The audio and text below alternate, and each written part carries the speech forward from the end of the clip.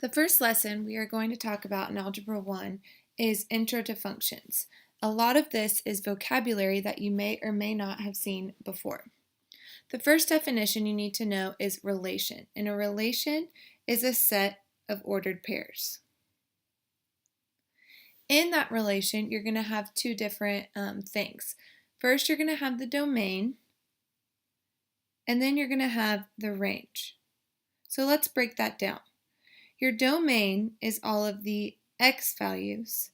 It is the independent variable, and it is also the input of the function. So domain is what you are putting in. Range is the opposite. So range is all of the y values. It is the dependent variable, and it is the output of the function. The first thing you need to know how to do is determine if something is a function or not.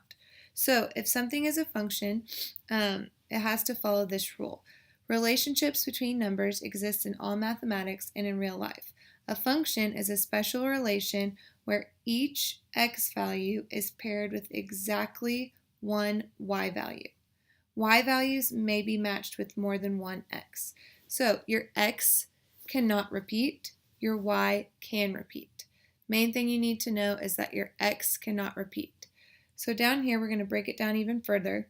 The relation is a function if the x values do not repeat. You're going to use this rule when you're given a table, ordered pairs, or mapping, and I'll show you examples of that in a second. The second rule you need to know is that the relation is a function if it passes the vertical line test. We will use this when we have a graph, and I will show you how we're going to do that in a second. Another vocabulary word that you need to know is a discrete function.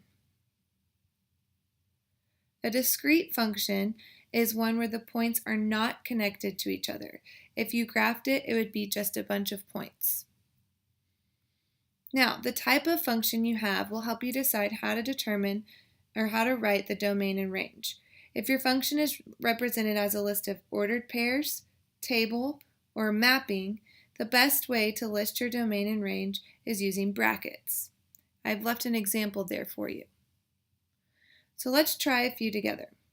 The first example is of a table. And in this table, you're given your x values and you're given your y values. The first thing we're going to do is we're going to name our domain. I'm going to use D for domain, R for range. So since your domain is all of your x values, your domain is the left column of your table. So for this, we're going to list 0, 2, and 4. When you list your domain and range, you always want to list it from least to greatest. Now we're going to look at the range. If you look at the range here, remember, range is all of your y values. So in this case, our range from least to greatest is 3, 6, and 12. The next thing we need to do is to decide if this is a function or not. So remember from the front of your notes, it is a function if the x values do not repeat. On this one, our x values are 0, 2, and 4. So they do not repeat, which means yes, this is a function. The next type you're going to see is a set of ordered pairs. And a little review on ordered pairs. The first number is always the x. The second one is your y. So whenever you're naming your domain, you're only going to look at your x values.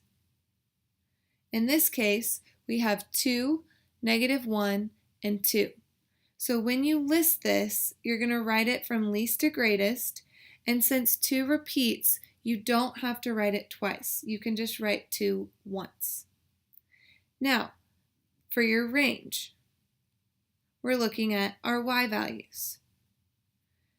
And remember, we're going to write our range from least to greatest. So I'm going to put 0, 2, and 3. Now we have to decide if this is a function or not. And while you're automatically going to assume no, since 2 repeated, there's one thing that you have to double check. This 2 has an output of 3. This 2 has an output of 0. Since those outputs are different, this is not a function. 2 is repeating to a different y.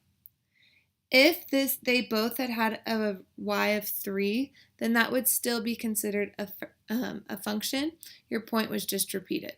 So in order to determine if something is a function or not, yes, you're going to check and make sure x doesn't repeat, but do a quick double check of the y's as well. Your third type for discrete functions is mapping. And whenever you have mapping, your input is on the left, so those are our x values. Your output is on the right, those are your y values. What's really important here is that you remember to follow the arrow. So in this case, your input is 0, and if you follow the arrow, your output for that point is -5. For 1, my input is 1, my output is 4. When my input is 3, if you follow the arrow, my output is 7. And when my input is 5, my output is 8. So now you're going to list the domain and range. First, starting with the domain, we're going to write this from least to greatest. I have 0, 1, 3, and 5. Those are representing my inputs. Now I'm going to look at my outputs. And for my outputs, I have from least to greatest, -5, 4, 7, and 8. This is a function, yes, because x did not repeat. I want to show you really quick what it would look like if x did repeat. So say on this mapping, 0 went to -5, and then it also went to 4. When this happens, you're going to have 2 arrows coming from your x values. So look out for that when you're trying to see if x repeats on mapping. In this case, it did not. Our second type of function we're going to talk about is a continuous function. So make sure you remember the difference between discrete and continuous. Remember, discrete functions were disconnected. Continuous functions are connected. We're not going to name the domain and range on continuous functions today. We're going to do that next time. For now, all we're going to do is determine if it is a function or not.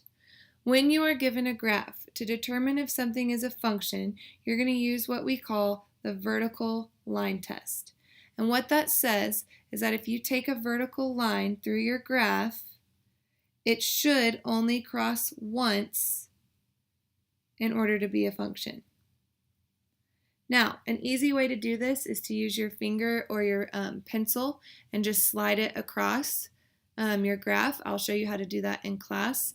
But if any vertical line, or if your function crosses any vertical line more than once, it's considered not a function. So in this case, on number 1, it crosses more than once, which means this is not a function.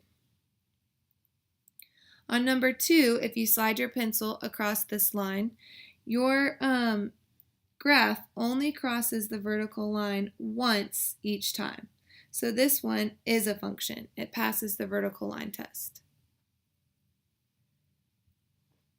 Number 3 is a little bit tricky because it curves when you move up to the right.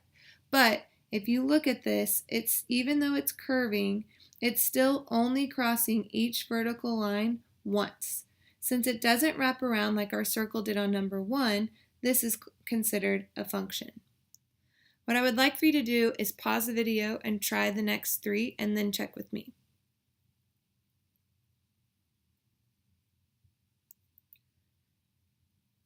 All right, starting with number 4, if you did the vertical line test on this one, it only crosses once on each vertical line, so this is considered a function. On number 5, when you draw a vertical line towards the right, you'll notice that you start crossing each vertical line twice. So number 5 is not a function. And then finally on number 6, when you draw vertical lines through this graph, it only crosses once, so this is considered a function. We will talk more about continuous graphs next time.